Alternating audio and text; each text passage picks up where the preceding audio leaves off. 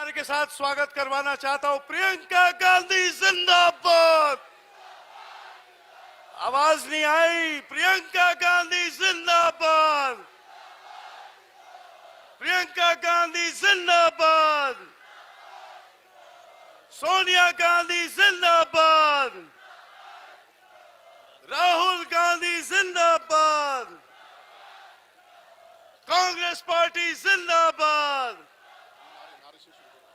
मैं बहुत धन्यवाद देना चाहता हूं यहां मौजूद परम आदरणीय देवेंद्र यादव जी को, हमारे सम्मानित आदरणीय हरीश रावत जी को, आदरणीय यशपाल आर्य जी को, आदरणीय टीएस सिंह देव जी को, राजेंद्र यादव जी को, जय सिंह अग्रवाल जी को, दीपिका पांडे सिंह जी को, जरिता लाफलोंग जी को, प्रकाश जोशी जी को, सुमित्र भुल्लर जी को, परमिंदर कौर जी को, हमारे जिला अध्यक्ष नैनीताल सतीश नैनवाल जी को, महानगर अध्यक्ष राहुल छिंबाल जी को, कालाडूंगी से बड़े लोकप्रिय प्रत्याशी महेश शर्मा जी को, प्रदीप यादव जी को, शैलेश पांडे जी को, मीना शर्मा जी को, महाजन जी को, रंजीत रावत जी को। इसके अलावा हमारे बुजुर्ग, हमारे मार्गदर्शक हरीश मेहता जी, एनबी गुणवंत जी, हेमंत बगड़वाल जी, हुकुम सिंह कुंवर जी, शोभा बिष्ट जी, इकबाल भारती जी, नवीन वर्मा जी, हर्षवर्धन पांडे जी, दयाल तिवारी जी, गोविंद सिंह बिष्ट एडवोकेट, बहादुर सिंह बिष्ट जी और अवध बिहारी शर्मा जी को। तो सभा की शुरुआत कराते हैं। देखिए, अभी कुछ दिनों पहले डम्माडूंगा क्षेत्र में एक बाघ ने वहां पे घास काटने वाली हमारी एक माता पर हमला करा था, और ये जो हमारी माँ है, ये जो इस उत्तराखंड की बेटी हैं, इन्होंने अपनी दराती से मार मार कर उस बाघ को भगा दिया। तो यहाँ की नारी शक्ति का, मातृशक्ति का जो सम्मान है, श्रीमती लीला देवी लटवाल जी एक पिछोड़ा पहनाकर सम्मानित प्रियंका गांधी जी का स्वागत करेंगे। एक जोरदार ताली मैं आप सबसे कहूंगा इनके सम्मान में बजाए। आप हमारी मातृशक्ति की दृढ़ निश्चय का प्रतीक हैं। आप हमारी मार्ग शक्ति के निश्चय का प्रतीक हैं। हम सब आपको नमन करते हैं, प्रणाम करते हैं। और प्रियंका जी को पिछोड़ा पहना दिया आपने। इसके तुरंत बाद मैं आवेदन करता हूं जिला अध्यक्ष महोदय सतीश नैनवाल जी से कि वो नीम करौली महाराज की प्रतिमा देकर प्रतीक चिन्ह स्वरूप आदरणीय प्रियंका गांधी जी का स्वागत करें। नीम करौली महाराज यहाँ के आध्यात्मिक गुरु ही नहीं, वो एक ईश्वर वरदान यहाँ पे हमारे बीच में रहे, और उनसे प्रेरणा पूरा हमारा समाज, यहाँ तक कि 7 समुंदर पार तक विदेशों में लोग प्रेरणा लेने उस आश्रम में उनके समय में आए और आज भी आते हैं। इसके बाद हल्द्वानी महानगर के अध्यक्ष सम्मानित राहुल छिंबाल जी, गोलजू देवता जो हमारे कुमाऊं के न्याय के देवता हैं, उनकी प्रतीक चिन्ह देकर आदरणीय प्रियंका गांधी जी का स्वागत करेंगे। एक जोरदार नारे के साथ दोबारा, प्रियंका गांधी जिंदाबाद। प्रियंका गांधी जिंदाबाद। हरीश रावत जिंदाबाद। यशपाल आर्य जिंदाबाद। देवेंद्र यादव जिंदाबाद। सबसे पहले बहुत ही, क्योंकि सूक्ष्म में यह कार्यक्रम होगा, आप लोग बड़ी देर से यहां आए हैं और आपकी जो मोहब्बतें हैं वो इस मंच तक पहुंच रही हैं। मैं आपको विश्वास दिलाना चाहता हूं, आपका जो उत्साह है आज हल्द्वानी की सरजमीन पर गूंजेगा। सबसे पहले उत्तराखंड के विकास पुरुष, धीर गंभीर सौम्य सरल व्यक्तित्व के धनी, सहज सुलभ हमारे अभिभावक आदरणीय यशपाल आर्य जी को मैं आमंत्रित करता हूं। वो आपके सम्मुख आकर अपनी बात को रखेंगे सूक्ष्म में।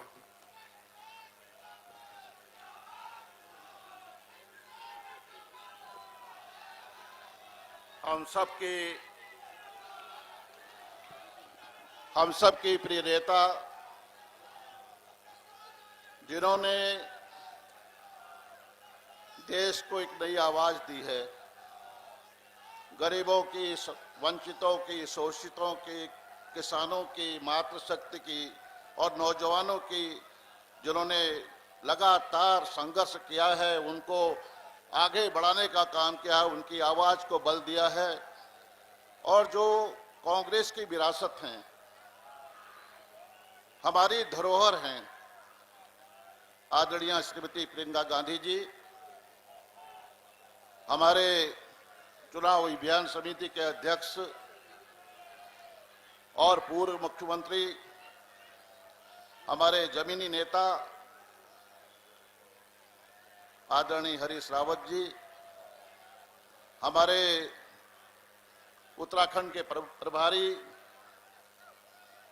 आदरणीय देवेंद्र यादव जी,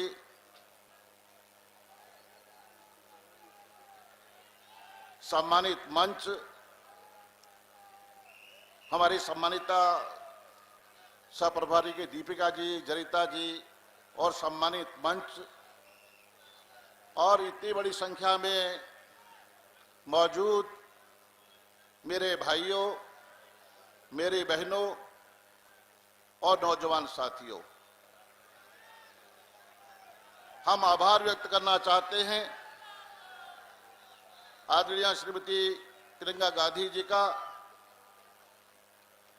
जिन्होंने उत्तराखंड हल्द्वानी में आकर कार्यकर्ताओं में, नौजवानों में, मातृशक्ति में और हम सब में एक ऊर्जा और स्फूर्ति देने का काम किया है। और निश्चित रूप से आज का चुनाव उत्तराखंड के भविष्य का चुनाव है, देश के भविष्य का चुनाव है। और जो 14 फरवरी को जो आप लोगों ने फैसला लेना है, निश्चित रूप से वो फैसला हमारे हक में होने जा रहा है, ऐसा मेरा मानना है। पूरे प्रदेश में एक हवा है, परिवर्तन की हवा, बदलाव चाहती है उत्तराखंड की महान जनता। और निश्चित रूप से कह सकता हूं कि 14 फरवरी को भारतीय जनता पार्टी की विदाई तय है। ये और आपकी ताकत से होना है, आपके वो वोट की ताकत से होना है। आपने लड़ाई लड़ी है, 5 साल संघर्ष किया है, आपने आंदोलन किए हैं, आपने सबको साथ लेकर उत्तराखंड में कांग्रेस को स्थापित करने के लिए भरसक प्रयास किया है। आज वो वक्त आ चुका है। मैं कहना चाहता हूं, कांग्रेस है तो लोकतंत्र है। कांग्रेस मजबूत होगी तो लोकतंत्र मजबूत होगा। भारतीय जनता पार्टी आज इस देश के इतिहास को बदलना चाहती है और कांग्रेस का इतिहास देश का इतिहास है, स्वतंत्रता संग्राम का इतिहास है, आजादी का इतिहास है। पंडित जवाहरलाल नेहरू जी से लेकर राष्ट्रपिता महात्मा गांधी से लेकर हमारे सपूतों ने, हमारे महान नेताओं ने त्याग और बलिदान से, कुर्बानियों से देश को आजाद किया। आज वो इतिहास को बदलना चाहते हैं, समाज को तोड़ना चाहते हैं, देश को कमजोर करना चाहते हैं। ऐसे शक्तियों को बाहर का रास्ता दिखाने का अब वक्त आ चुका है। मैं कहना चाहता हूं, महंगाई के क्या हाल हैं? महंगाई के क्या हाल हैं? मिट्टी का तेल गायब है, सरसों का तेल गायब है, गैस सिलेंडर की कीमतें 1000 के पार हो चुकी हैं, दालें की कीमतें बढ़ चुकी हैं। जब से गूंजे हैं, मैं कहना चाहता हूं, जब से गूंजे हैं अच्छे दिनों के नगमे गांव शहर में, देश में महंगाई नजर आती है। जब से गूंजे हैं अच्छे दिनों के नगमे गांव और शहर में महंगाई नजर आती है। मुझे कम बोलना है, बहुत कुछ बोलना चाहता था, लेकिन इतना ही कहना चाहता हूं भाइयों बहनों, ये वक्त है बदलाव का। ये भाई वक्त है भारतीय जनता पार्टी से निजात दिलाने का। और मैं चाहता हूं कि उत्तराखंड में भारतीय जनता पार्टी, भाजपा मुक्त उत्तराखंड बने, ये मैं आपसे निवेदन करने के लिए आया हूं। और यही कहना चाहता हूं कि 14 फरवरी का दिन इस राज्य का बदलाव का दिन साबित होने जा रहा है। शोषित, वंचित, कमजोर, गरीब, किसान, मजदूर, मातृशक्ति हमारी बहनें एकजुट होकर एक संकल्प के साथ कांग्रेस के झंडे को लेकर घर घर गांव गांव जा रही हैं और बदलाव की बात कर रही हैं। यकीनन मैं आदरणीय प्रियंका जी आपको आश्वस्त करना चाहता हूं, हम सब आपको आश्वस्त करना चाहते हैं कि उत्तराखंड राज्य में कांग्रेस की एक मजबूत सरकार बनने जा रही है। कांग्रेस की एक स्थापित कांग्रेस की सरकार स्थापित होने जा रही है और ये मैं आपको भरोसा दिलाना चाहता हूं। और मुझे यकीन है कि आज का दिन हमारे लिए बहुत महत्वपूर्ण दिन है और यहाँ से जो आदरणीय श्रीमती प्रियंका गांधी जी का जो संदेश घर घर गांव गांव जाएगा, 14 फरवरी को आप अपने वोट से निश्चित रूप से यहाँ बदलाव लाएंगे। इन्हीं शब्दों के साथ आपका बहुत बहुत धन्यवाद। बहुत बहुत धन्यवाद सम्मानित यशपाल आर्य जी का। और अब मैं बुलाना चाहता हूं आपके सामने उत्तराखंडियत की पहचान, हमारी संस्कृति और संस्कारों के संरक्षक, उत्तराखंड की धरोहर के ध्वजवाहक, हमारे चुनाव प्रचार समिति के अध्यक्ष, पूर्व मुख्यमंत्री, हम सबके आदर्शक और प्रमुख अभिभावक और मार्गदर्शक आदरणीय श्री हरीश रावत जी को जोरदार नारे के साथ हरीश रावत जिंदाबाद, हरीश रावत जिंदाबाद।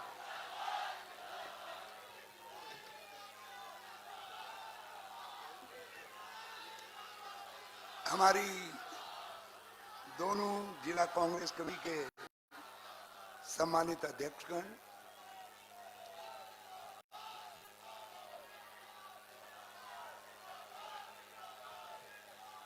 हमारी नेता और करोड़ों करोड़ों भारतवासी, जिनमें दूसरी इंदिरा गांधी को देख के कभी इस देश ने इंदिरा गांधी को दुर्गा कहा था, क्योंकि वो भारत के स्वाभिमान की प्रतीक थी। और आज प्रियंका जी, जिस तरीके से आप महिला स्वाभिमान के लिए, जुल्म और ज्यादती से शिकार लोगों के स्वाभिमान की रक्षा के लिए लड़ रही हैं, तो हमारी उम्र के लोगों को आप में भी दुर्गा का वो अंश दिखाई देता है, इंदिरा गांधी जी का वो अंश दिखाई देता है। और मैं इस विशाल जन समुदाय की ओर से और इस समुदाय के माध्यम से लाखों लाख उत्तराखंड के भाई बहनों की तरफ से आपका उत्तराखंड की इस वाणिज्यिक राजधानी में बहुत बहुत स्वागत करता हूं, बहुत बहुत अभिनंदन करता हूं। आप सबसे प्रार्थना है, एक बार जरा जोर से ताली बजा करके, ये श्रीनगर तक आवाज जानी चाहिए आपकी तालियों की। बहुत बहुत स्वागत करता हूं।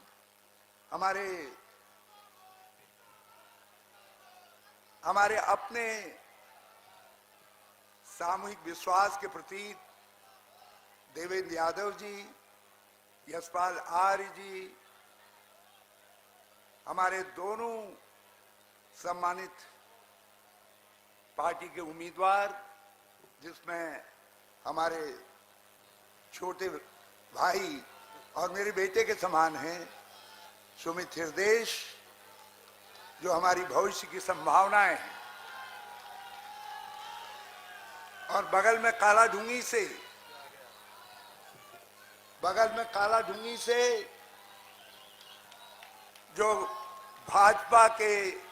भाजपा राज को खत्म करने की सौगंध लेकर गांव-गांव घर-घर संघर्ष कर रहे हैं, महेश शर्मा जी, हमारे युवा नेता भाई प्रकाश जोशी जी।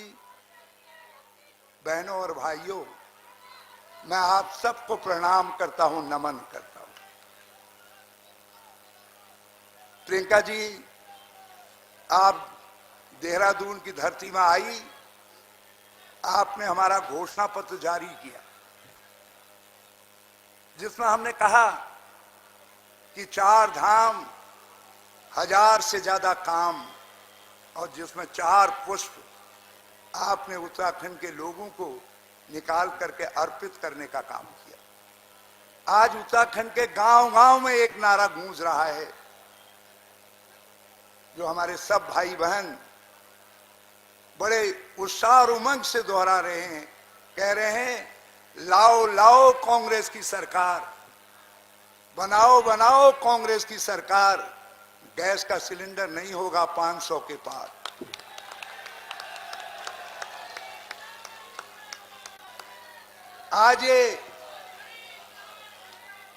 आज आपका ये उद्घोष परिवर्तन का उद्घोष बन गया है। और सत्यता तो यह है बहनों और भाइयों, इस समय उत्तराखंड में भाजपा बनाम उत्तराखंड की जनता संघर्ष है। इस समय जनता, उत्तराखंड के भाई बहन पिछले 5 साल में जो कुछ उन्होंने झेला है, जिस तरीके उनके आत्म स्वाभिमान को रौंदा गया है, जिस प्रकार से उनके विकास को रोका गया है, लोक कल्याण की योजनाओं को चुन चुन करके बंद किया गया है, हर घर में एक बेरोजगार को तड़पने के लिए छोड़ दिया गया है। कोरोना काल में कितने हमने अपने करीबी लोगों को खो दिया। कहां थी कोरोना काल में सरकार? देश में यदि हम प्रतिशतवार देखें तो दूसरे नंबर पर सबसे ज्यादा मौतें उत्तराखंड में हुई। क्या हम इस तरीके के व्यवहार के पात्र थे? क्या सरकार को इस तरीके का व्यवहार करना चाहिए था?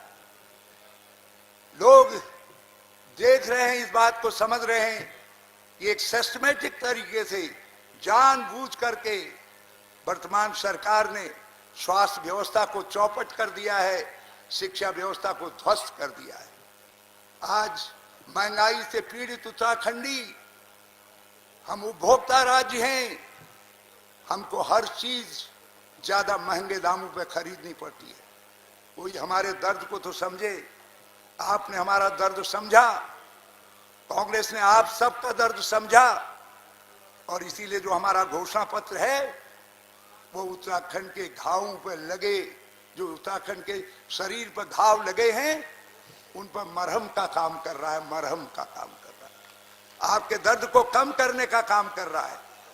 हमने हर वर्ग के लिए, समाज का कोई हिस्सा नहीं है जिस हिस्से के लिए हमने कुछ न कुछ तजवीजें नहीं की हों, जिससे उनके अंदर हमने विश्वास पैदा करने का काम न किया हो।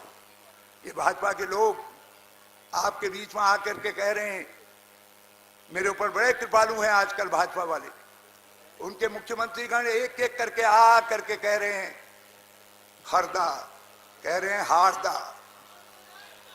अरे दिल, इन लोगों के दिल में पूछो मैं हरदा हूं या हारदा हूं, या इनसे पूछ करके देखो। और भाजपा वालों, भाजपा के लोगों, ये हरीश रावत उस दिन नहीं हारा जिस दिन एक बड़ी त्रासदी ने हमारी उत्तराखंड को ध्वस्त कर दिया था, बर्बाद कर दिया था। हमने पुनर्निर्माण कर उत्तराखंड को खड़ा करने का काम किया। जिस दिन हमने 32,000 नौजवानों को सरकारी विभाग में काम देकर बेरोजगारी की वृद्धि दर को 1.5% में पहुंचाने का काम किया। मैं उस दिन हारदा नहीं था जिस दिन किसानों की आमदनी को बढ़ाने के लिए हमने गन्ने के बीज बदल का एक ऐसा बड़ा कार्यक्रम चलाया कि आज हमारे जो गन्ना किसान हैं वो सर्वाधिक मूल्य पाते हैं देश के अंदर अपने गन्ने का। हम उस दिन हारदा नहीं हुए जिस दिन हमने विकास की योजनाओं को गांव-गांव ले जा करके गांव-गांव को विकास के साथ जोड़ने का काम किया। हाँ भाजपा वालों, तुमने उत्तराखंड को हराने का काम किया है। आज 57,000 पद खाली पड़े हुए हैं। पिछले 5 साल से हमारे आर्मी के ट्रेडिशन है, सेना में भर्ती होना हमारी परंपरा है, गौरव है हमारा। हमारे वीर सैनिक ये कल्पना करते हैं कि मैंने जो बंदूक राइफल उठाई थी, जो तोप मैंने सजाई थी दुश्मन के लिए, उस पर मेरे बेटे का भी हाथ पड़ेगा। मगर पिछले 5-6 साल से उत्तराखंड में भर्ती नहीं हो रही है सेना। पिछले 5-6 साल से सीआरपीएफ बीएसएफ की भर्ती नहीं हो रही है, पुलिस में भर्ती नहीं हो रही है। 57,000 पद खाली पड़े हुए हैं, 9,000 पद तुमने मृत घोषित कर दिए। तुम हमारे नौजवानों की आशा को मृत करना चाहते हो, मार देना चाहते हो। अरे ये हरीश रावत उस दिन तक नहीं हारेगा जिस दिन तक हमारा ये नौजवान नहीं जीत जाता, जिस दिन तक उत्तराखंड नहीं जीत जाता, जिस दिन उत्तराखंड की महिलाएं नहीं जीत जाती। इसीलिए हमने सौगंध उठाई है कि हम 5 साल के अंदर महिला उद्यमिता में उत्तराखंड को नंबर 1 राज्य के रूप में स्थापित करेंगे। महिला पौष्टिकता में भी हम नंबर 1 राज्य के रूप में स्थापित करने का काम करेंगे। हर हाथ को काम देंगे, जो हाथ खाली रह जाएगा उसको बेरोजगारी भत्ता देने का काम करेंगे। हमने कहा है हम गांव-गांव की तस्वीर बदलेंगे। पलायन को रोकने के लिए हमने दर्जनों कामों को पहले 2014, 15, 16 में भी प्रारंभ किया था, उसको हम फिर से प्रारंभ करेंगे। फिर से एक कंटिन्यूएशन, एक लगातार निरंतरता बनाएंगे ताकि पलायन के दंश से उत्तराखंड को मुक्ति मिल सके। आप सबको एक काम करना है, एक तो भाजपा के इस सवाल का जवाब देना है क्या आप भी अपने दिल में मुझको हारदा समझते हैं या आप हरदा समझते हैं, इसका जवाब देना है। और ये हरीश रावत आपसे कहना चाहता है कि हरीश रावत उत्तराखंड का विजयदा होगा। मैं यहाँ की उत्तराखंड की विजय के लिए काम करने का काम करूंगा। मैं इन्हीं शब्दों के साथ प्रियंका जी का बहुत बहुत स्वागत करता हूं, अभिनंदन करता हूं। और प्रियंका जी, आपके माध्यम से सोनिया जी तक, आदरणीय सोनिया जी तक ये संदेश पहुंचाना चाहता हूं कि उत्तराखंड के भाई बहनों ने जो परिवर्तन का मानस बना लिया है, ये उत्तराखंड को सोनिया गांधी जी को देना चाहते हैं। सोनिया गांधी का सिपाही उत्तराखंड का मुख्यमंत्री हो, ये उत्तराखंड के लोगों का, भाई बहनों का निश्चय है। ये निश्चय सोनिया जी तक पहुंचा दीजिएगा। मैं आप सबका बहुत बहुत धन्यवाद करता हूं। जय हिंद, जय भारत, जय उत्तराखंड, जय उत्तराखंड।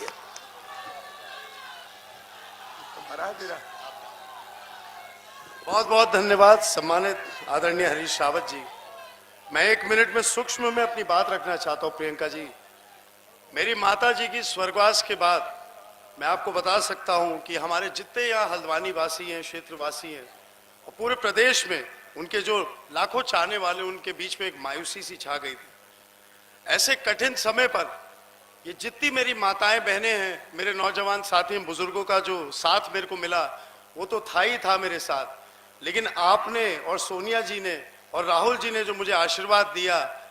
एक माँ जब नहीं रहती है और राजनीतिक परिवार होता है, आप समझ सकते हैं।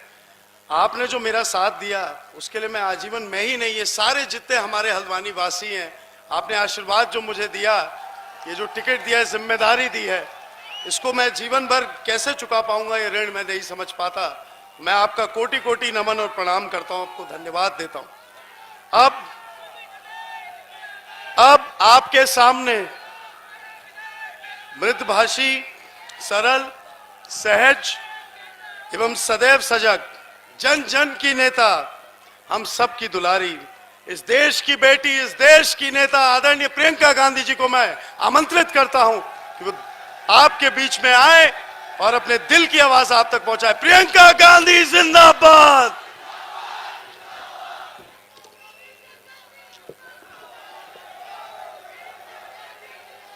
मेरी प्यारी बहनों,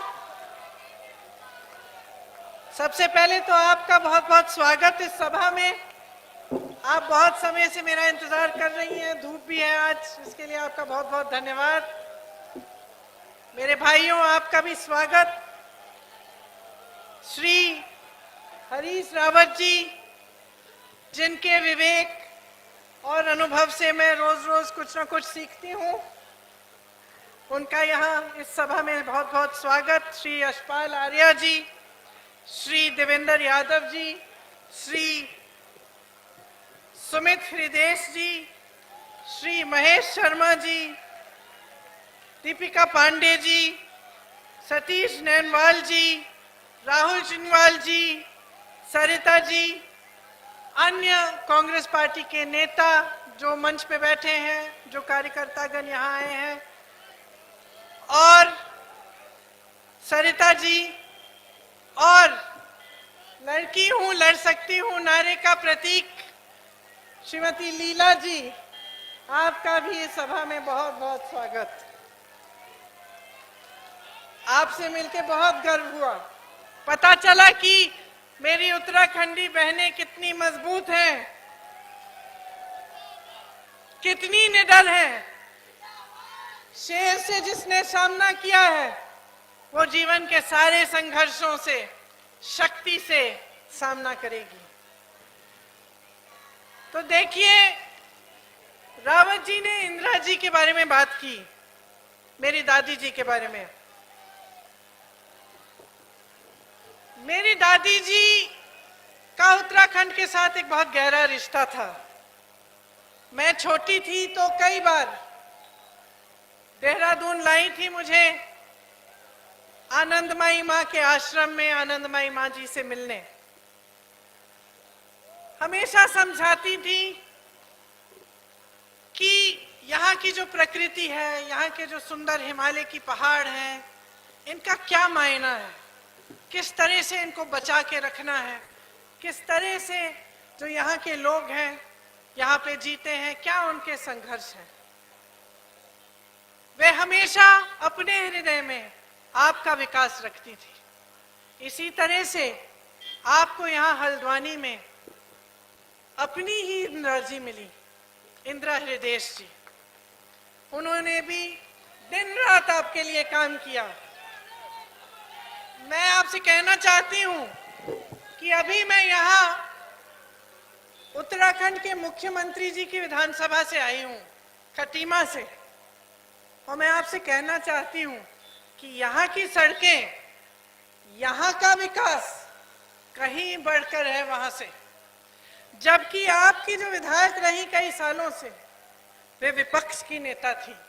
उन्होंने पूरी कोशिश की कि जहां जहां भी आपका विकास हो पाए, आप आगे बढ़ पाए, उसके लिए वो प्रयास करें। दिन रात मेहनत की आपके लिए, इसीलिए आप भी उनको अपने हृदय में रखते हैं। आज उन्हीं के बेटे यहां से चुनाव लड़ रहे हैं। हमें गर्व है कि उनमें भी वही आदर्श है, वही चाहत है आपके लिए दिन रात काम करने की, जो उनकी माताजी के हृदय में थी।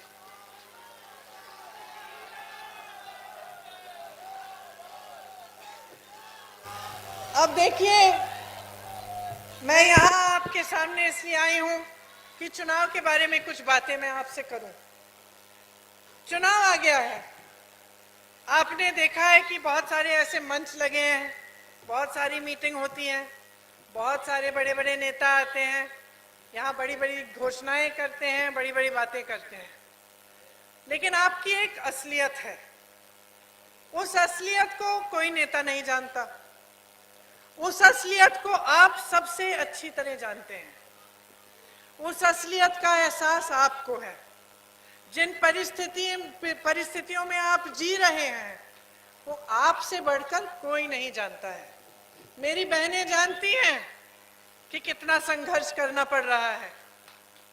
मेरी बहनें जानती हैं कि समाज का सारा बोझ, महंगाई का बोझ, बेरोजगारी का बोझ, जो किसानों की समस्याएं हैं उनका बोझ कौन उठाता है? मेरी बहनें उठाती हैं। दिन रात खेती में काम करती हैं, घर आकर गृहस्थ हैं तो घर भी संभालती हैं, बच्चों की परवरिश को देखती हैं, अपने पति के साथ मेहनत करके अपने बच्चों की शिक्षा के लिए पैसे इकट्ठा करती हैं, चाहती हैं कि अपने बच्चों का भविष्य मजबूत बने, उज्जवल बने। इसी तरह से जो मेरे किसान भाई हैं, वो खुद जानते हैं कि पिछले 5 सालों में क्या क्या संघर्ष देखे हैं। यहाँ उत्तर प्रदेश से लगा इलाका है, सामने आगे उत्तर प्रदेश है। वहाँ के किसानों ने, यहाँ के किसानों ने, हरियाणा के किसानों ने, पंजाब के किसानों ने आंदोलन क्यों किया? इतना संघर्ष क्यों किया? 1 साल के लिए इतने किसान शहीद क्यों हुए? अटल क्यों रहे, अडिग क्यों रहे? क्योंकि वो जानते थे कि इस सरकार की नीतियां क्या हैं। वो समझते थे कि जिन परिस्थितियों से आज गुजर रहे हैं उनसे कई ज्यादा मुश्किल परिस्थितियां आने वाली हैं अगर ये किसान कानून लागू हुए। वो जानते थे कि इस सरकार की नीयत क्या है। इसी तरह से यहाँ के नौजवान, हाथ उठाइए, कितने नौजवान हैं यहाँ? अच्छा, हाथ नीचे करिए। अब मुझे बताइए कि आप में से कितने ऐसे नौजवान हैं जिनको पिछले 5 सालों में सरकारी नौकरी मिली है? मिली है? सुनाई नहीं दे रहा? नहीं मिली ना? एक भी ऐसा नौजवान है जो इस पूरे हजारों लोगों के बीच में से खड़ा होकर मुझे बता सकता है? एक भी ऐसा नौजवान है जिसे रोजगार मिला? नहीं मिला ना? क्यों नहीं मिला? क्या सरकार में खाली पद नहीं है? क्या कहा रावत जी ने अभी? हजारों खाली पद हैं, हजारों बेरोजगार नवयुवक हैं। तो बताइए पद खाली क्यों हैं? 5 सालों में आपकी सरकार थी, आपने एक भी पद नहीं भरा, आपने एक भी रोजगार नहीं दिलवाया।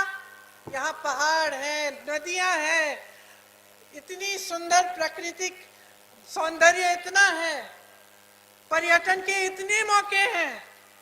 कैसे मौके बनाए आपने रोजगार के लिए? कोई बताता है?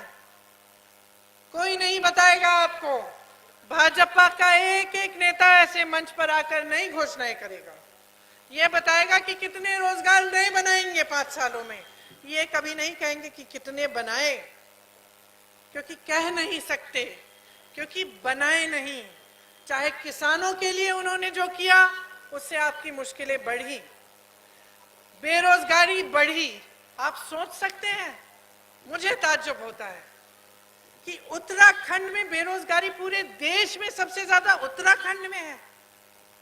अरे उत्तराखंड में इतना हुनर है, तमाम उत्तराखंडी नवयुवक, महिला, पुरुष दिल्ली में काम करते हैं।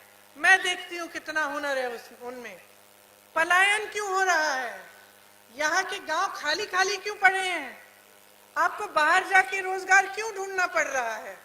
क्योंकि आपकी सरकार आपको रोजगार का मौका यहाँ अपने प्रदेश में नहीं देती। तो आप किसानों को देखिए, नौजवानों को देखिए, महिलाओं को देखिए, सब की संकटें बढ़ रही हैं। 5 सालों में किसी का संघर्ष कम नहीं हुआ। महंगाई की बात करते हैं, आपको कैसे कैसे घोषणाएं की थी चुनाव से पहले कि कैसे महंगाई नीचे आएगी, कम होगी। आज क्या परिस्थिति है आप बताइए? आपको एक गैस सिलेंडर के लिए कितना देना पड़ता है? यहाँ तो फिर भी 1000 रुपए में आपको मिल जाएगा। पहाड़ों में जाके देखिए, जब तक ट्रांसपोर्ट होता है तो 2000 रुपए में नहीं मिल रहा है। पेट्रोल डीजल के दाम, हर चीज के दाम बढ़ गए हैं। सिर्फ गेहूं और गन्ना और धान का दाम नहीं बढ़ा, वो दाम आपको नहीं मिलेगा। तो सरकार कर क्या रही है? यहाँ प्रदेश की सरकार, केंद्र की सरकार, दोनों सरकारें हैं। डबल इंजन बताया था आपको, डबल इंजन की सरकार है, बड़ी तेजी से, बहुत रफ्तार से विकास आएगा। क्या आया? क्या आया? कुछ नहीं आया। जबकि सब कुछ आ सकता था। तो गड़बड़ है ना कुछ? क्या गड़बड़ है? गड़बड़ ये है कि सरकार की नीयत खोटी है। सरकार की नीतियां इस प्रदेश के वासियों के लिए नहीं बन रही हैं।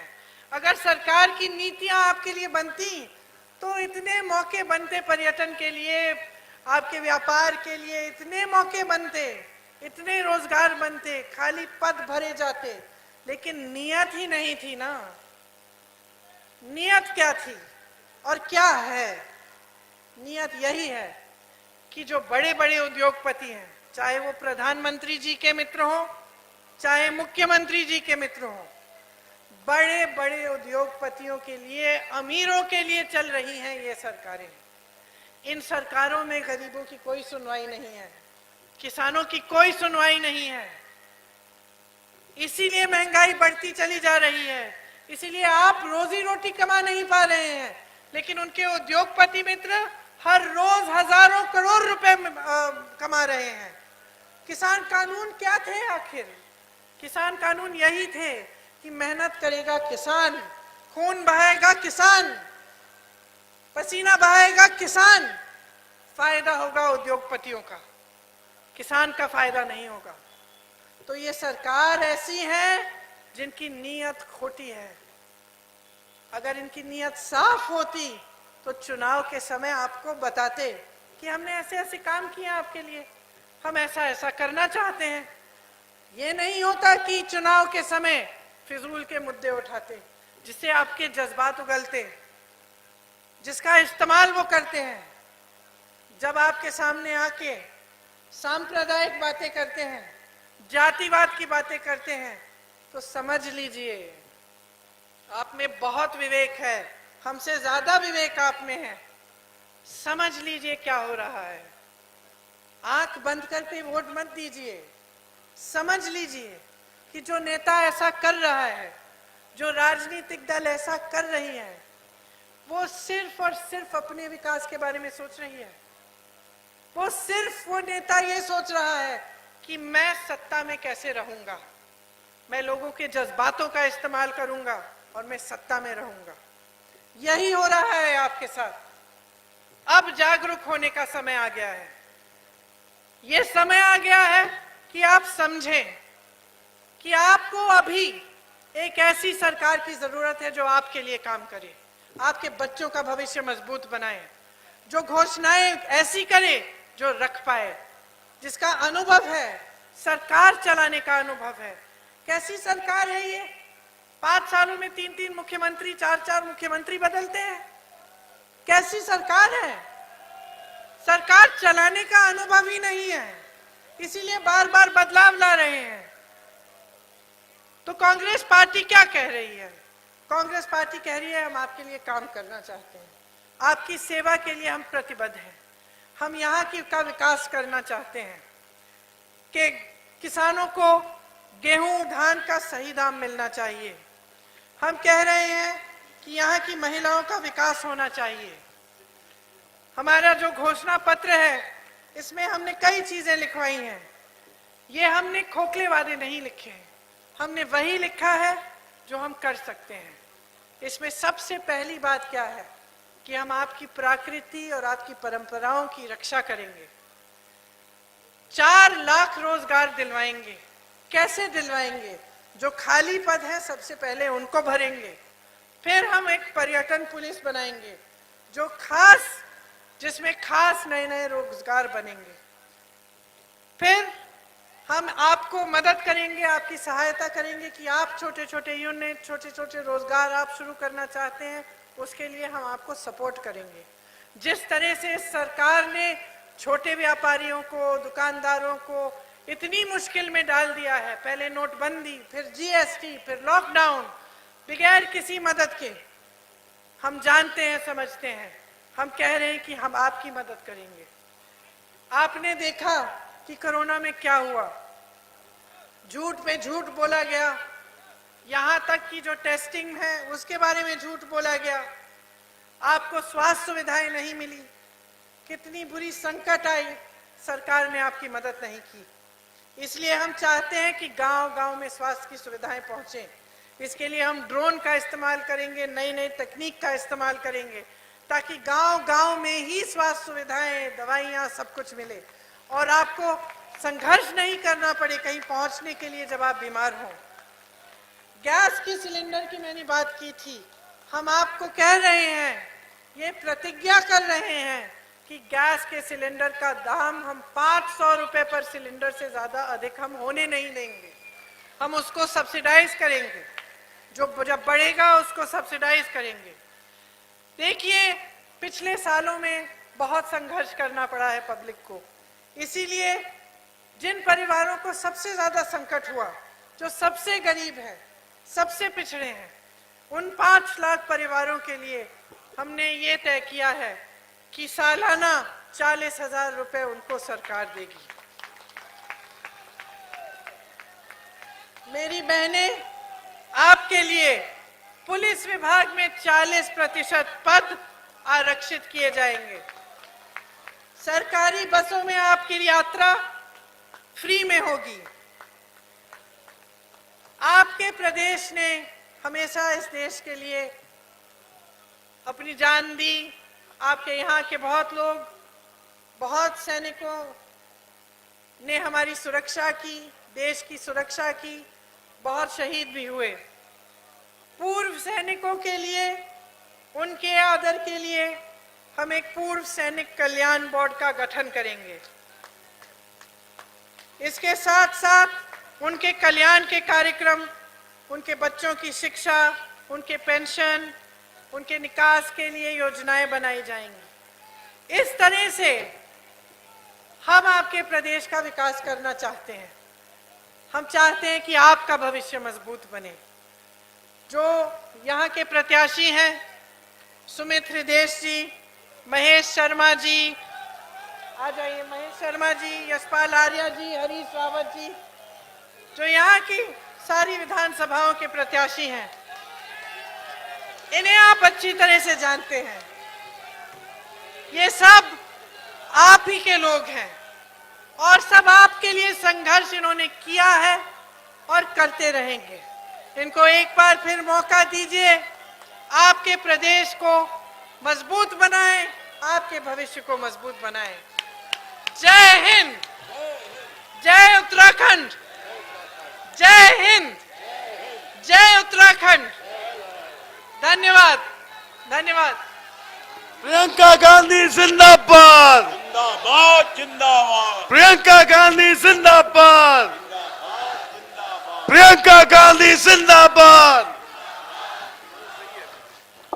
मैं अभी सभी भाइयों से, बहनों से, नौजवानों से, बुजुर्गों से निवेदन करना चाहता हूं।